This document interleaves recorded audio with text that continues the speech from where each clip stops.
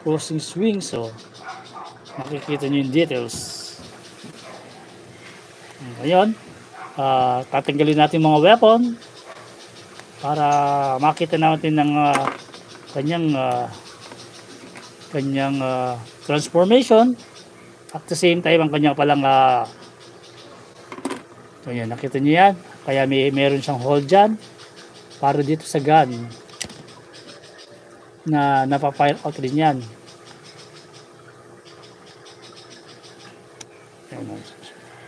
So, ang ano muna natin ay ang kanyang articulation.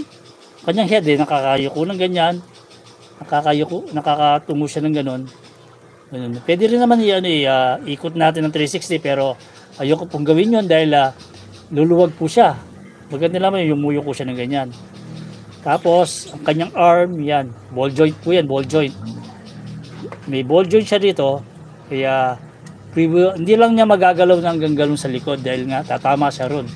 Pero, kagandahan po ay itong kanyang dito, sa kanyang braso ay meron siyang hawakan po natin ito para sa force. Ganyan hawakan dito. Yan meron siyang swivel. May movement siya rito. Tapos ang kanyang elbow ay nabebend ng ganyan. Hanggang ganyan po ang blood na kanyang elbow. Tapos ito port po yan. Port ng mga weapon na pwedeng i-attach like this. Pwede mo siyang ilagay dito. Mga port po yan. Ganoon rin ang articulation niya dun sa kanyang other side na kanyang kamay. Dito. Ang kanyang kamay pala, through transformation, ganyan lang po. Dahil pagka magta-transform siya, itatago po niya yung kamay niya. Ganyan lang. So, wala siyang waist. Kung i-ano mo itong pick na to, yan, meron siyang waist. I-ano lang natin yung kanyang pick, yung kanyang tuka. Yan meron siyang waist rotation.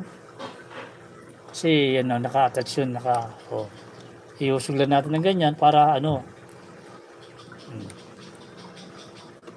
So, ang kanyang pagdating naman sa kanyang feet, siya ng side na ganito. Yung ganyan lang. Tapos dito sa ayan, ganyan. Ayun, ganyan lang siya. Ball joint siya roon. Yung ball joint siya, hanggang doon lang talaga ang kanyang, tama na yun.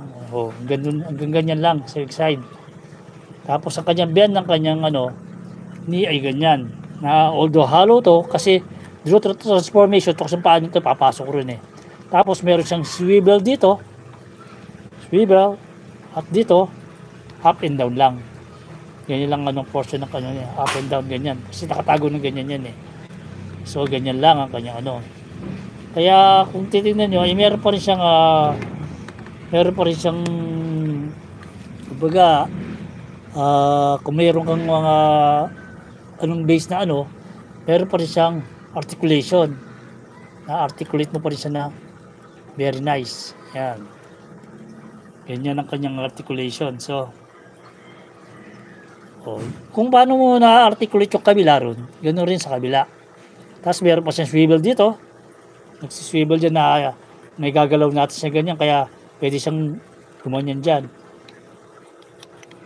Gumanyan. Pwede siyang magganyan. Cross leg.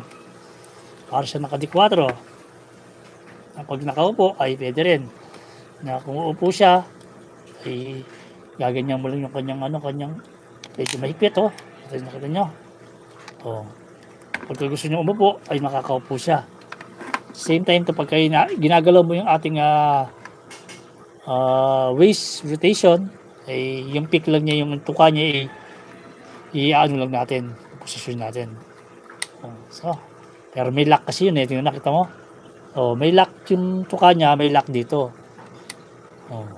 Kaya ganyan ang niya pagka upo siya. So, nakita nyo na po yung kanyang articulation. Ngayon, sa naman tayo?